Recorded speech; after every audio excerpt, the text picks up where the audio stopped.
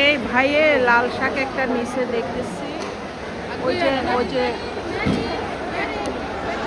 ওই যে লাল শাক নিচে, ওই যে লাল শাক নিচে।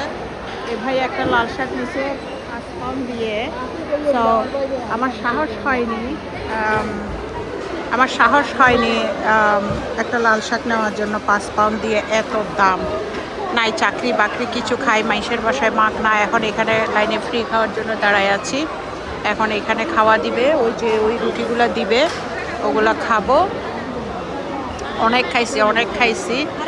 আসলে আক্কুল ভাইয়ের এখানে আসলে অ্যাকচুয়ালি অনেক এনজয় করা হয়, অনেক খাওয়া হয়। ওই যে ওই পিঠাগুলা খাওয়া হবে, ওই যেগুলা, ওগুলো এখন খাবো।